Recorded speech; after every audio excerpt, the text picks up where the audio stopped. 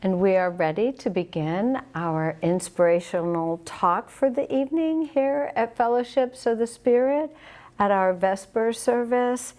And I am very pleased to give a little background on our wonderful speaker today, Kate Luscombe. Kate was born and raised in Long Island, New York, but has made her home in the Capital District of New York for the past 40 years. She's a graduate of the School of Industrial and Labor Relations at Cornell University, as well as the Harvard Trade Union program.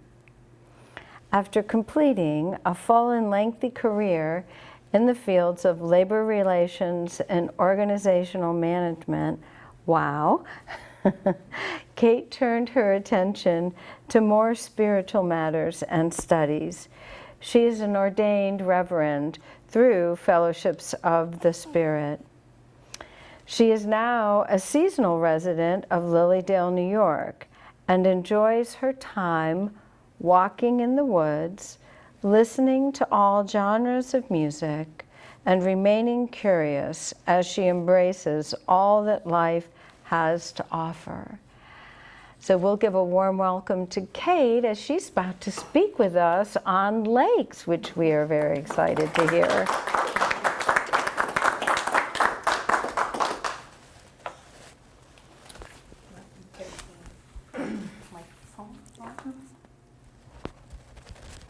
Is the mic good?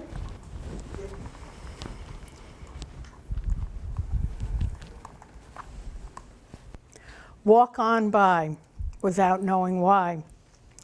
Skirting the edge of the lake, the one that looks so dark and great, the water which is now in sight, reflecting melancholic moonlight. Dare to go beyond the storm of all I learned and know through form.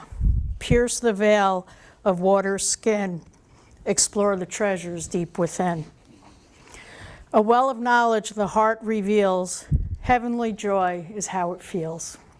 Words by Sergio Sarkis. I appreciate the opportunity to speak here tonight, and it's my first time doing so, so please excuse any nervous jitters. When Joanne asked if I would like to speak on a topic other than lakes, I pretty quickly said no. Lakes really resonate with me. Water in general, but lakes specifically, have always held a significant role in my life. I was born and raised on Long Island, New York, surrounded by water. I was born under the astrological sign of Cancer, a water sign, and have lots of water energy in my chart. My college years were spent in Ithaca, New York, enjoying the splendor of Cayuga Lake as well as the other Finger Lakes. And of course, anyone who studies here at Fellowships gets the wonderful opportunity to engage in the beauty and serenity of Cassadaga Lake right outside the window here. And when I'm not here in Western New York, I split my time either being close to the Gulf Coast of Florida or on a sleepy little lake in Washington County, New York, which is the place that my heart calls home. So yes, lakes are near and dear to me. Maybe this is because lakes are such tremendous but often overlooked resources. They support, inform, and drive so much of our existence, from the seemingly mundane matters of life right on through to broad and deeply rooted esoteric contemplations. Lakes support ecosystems and provide home to a wide range of living beings, from tiny microscopic organisms,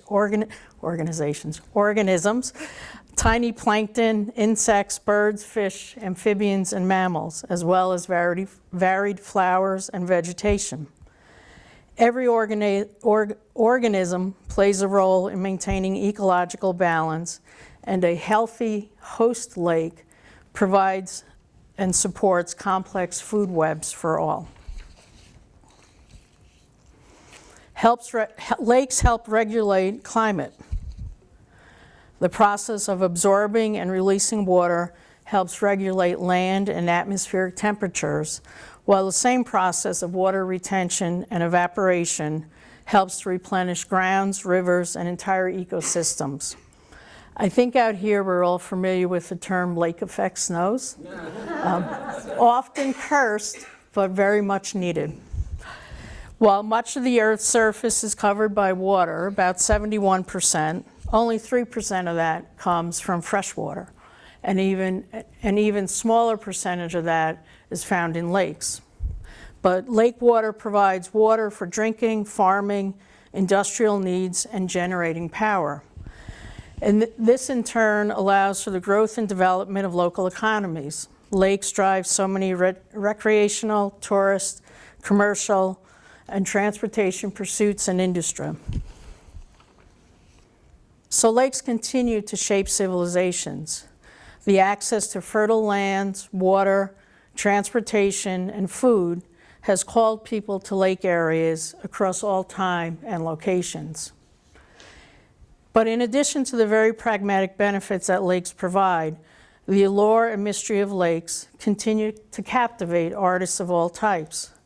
Writers, painters, storytellers, photographers, as well as philosophers and spiritual seekers across all faiths, traditions, and cultures. From visual representations to the simplest or most profound writings and sacred texts, the stories and myths associated with lakes live within our collective consciousness. Before scientific or rational tools were available to explain natural phenomenon such as shifting currents, sudden or violent storms, unusual cloud patterns, or a drowning or a disappearance on a lake, people use their existing paradigms, often based upon nature or religious beliefs, to create stories as a way of reconciling their experiences. So lakes have long been associated with tales of otherworldly beings, such as dragons, monsters, gods, sprites, spirits, and other magical beings. For example, throughout Asia, dragons and dragon kings are considered benevolent deities who govern water, weather, and successful harvests. Ancient Greek mythology often connected divine forces to lakes. Lakes were sacred to the gods and the nymphs, nymphs being natural spirits who protected lakes, rivers, and springs.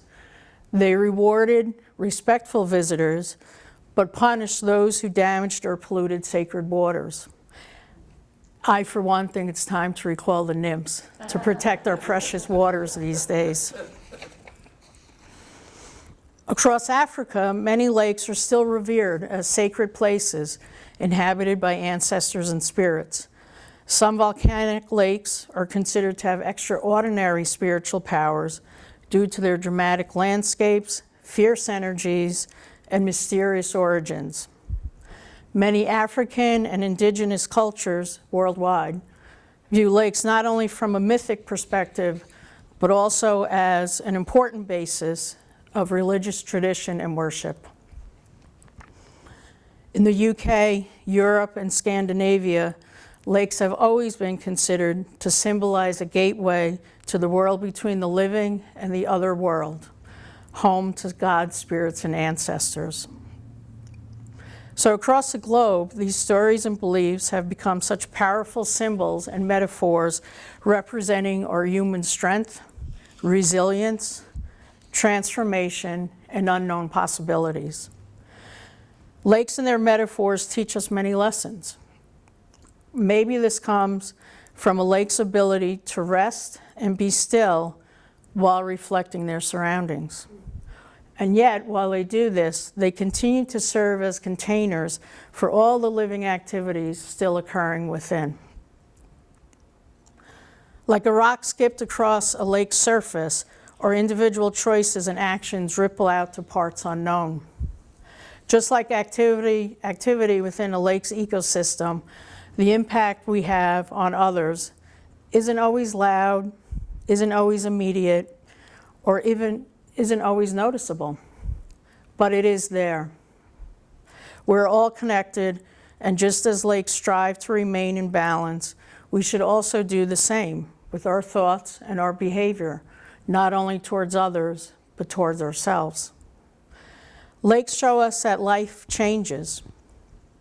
At different times, the same lake can be incredibly still, while at other times it is a choppy, turning, and turbulent body of water, much like our own experiences. And sometimes all of that can be true at the same time. The notions that still waters run deep and as we navigate stormy and dark waters can and do exist simultaneously. Where we place our attention and intention will guide us either to still or choppy waters. We can each decide whether we want to dwell in surface, shallow, or deeper depths of our life. And lakes teach us to be mindful of both stillness and flow. Stillness to embrace calmness, reflection, clarity, and renewal. And flow to allow for renewed strength, experience, adaptability, and growth. So when you can, take a few minutes to appreciate all that lakes provide us. We can do it right here. It's beautiful. Whether it be their natural beauty, recreational activities they allow us, or fresh water that they provide all across the globe. Or maybe it's a quiet place to take a pause from our busy lives. But while you do that, also please take a few silent moments to consider what is reflected back to you. What are the ripples that you're sending out to the world? And just how deep do you want to dive into your own lake? And as always, please remember to leave all people and all places better than you found them. Thank you.